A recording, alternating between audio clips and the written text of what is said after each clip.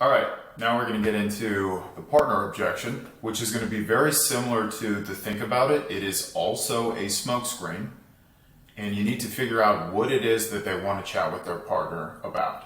And for you Christians out there, you may even see people do the whole, well, I need to pray about this, which is also an example of externalizing responsibility onto another person or being that's not them to get distance between you and them so that they don't have to tell you no to your face.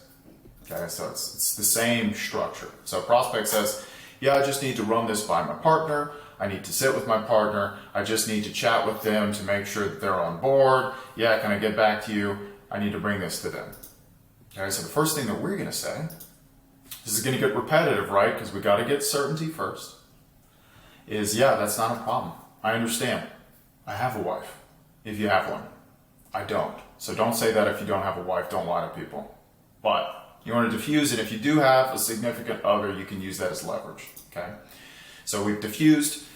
Now we're going to move into certainty. Can I ask, in your own opinion, before you do go and sit with them on this, do you feel that what I've gone through can actually get you to XYZ result? Because that's the most important part. Okay, cool. Why do you feel it can?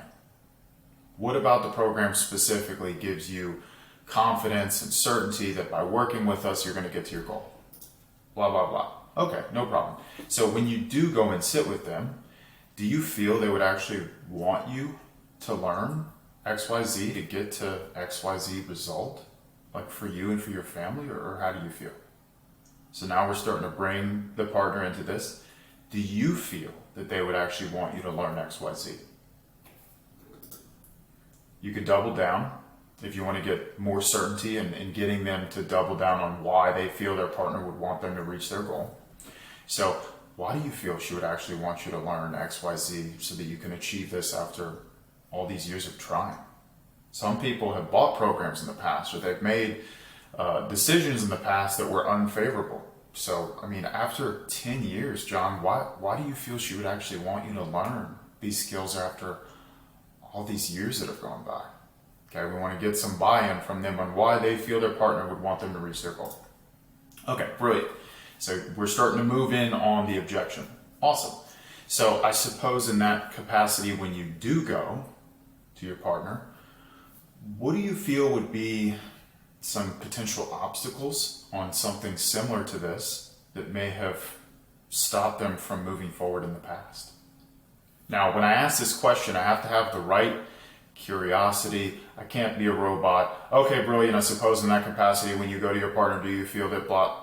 You have to have the right brevity in moving forward in this question, because if you don't, you're going to come off like a salesman. Okay, so this is very important that you have the right tone and that you're curious and you're pausing and thinking where you're going, because that's going to induce a thought out response from the prospect. If you're super quick and you're reading a script, you're going to get pushback. Hey buddy, I know what you're doing. I'm in sales, blah, blah, blah. If you're very genuinely curious, you're going to get a good response from the prospect, okay? So the goal is to get, what is it? What is the thing that's coming up that's preventing you from moving forward? What is something similar in the past that you tried what was an obstacle that prevented her from actually moving forward on that thing? Okay? Now, it doesn't have to be a program. Some people have never joined a program before, but it can be a vehicle that they purchased, or a house that they purchased together, or a vacation that they went on.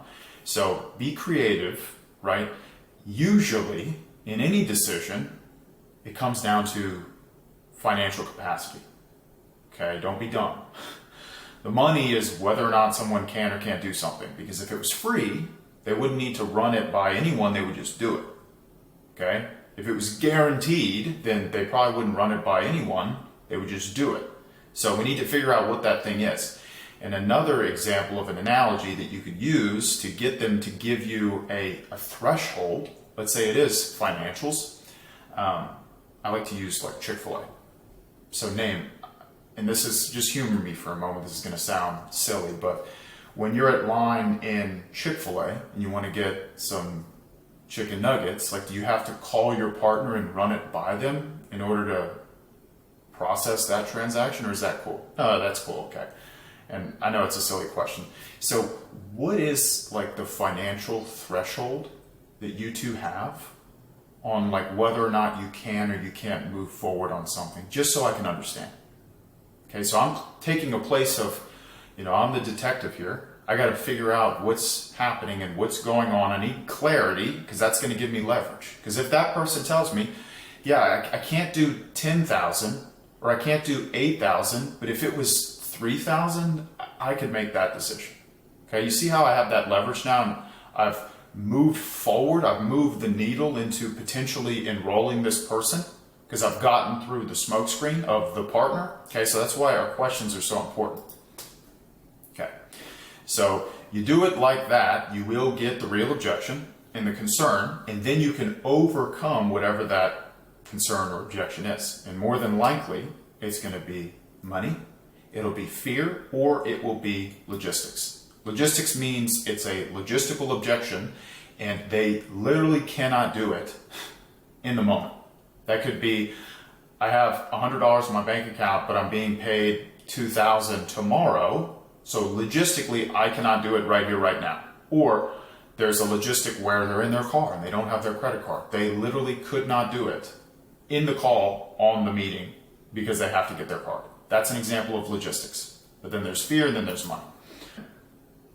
All I want is the real objection, and then I can overcome that. We can only do so if we have agreement that what we do can get the person to the result. And the truth is, you can't close everyone. And you can't close every partner objection on the first call. But what you can do is you can push for that person to commit to themselves and to financially invest into their future through the form of a deposit, like a down payment, securing their spot. A lot of you that do like a drop down, like, hey, the program's 10K, but if you make a decision on this call, it'll be 8K. That would give you leverage to do something like this where doing a deposit makes sense. And then it's also aligning their actions with what they've been chatting about wanting to do for the last hour, right? There has to be congruence.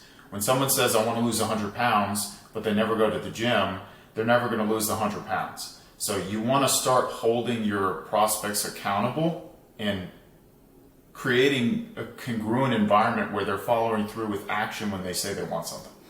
So here's how you would push for a deposit. Okay, so I can definitely respect you wanting their backing on this, and I certainly don't want you disrespecting them by any means. Could I challenge you in this, like for you and your family and your future?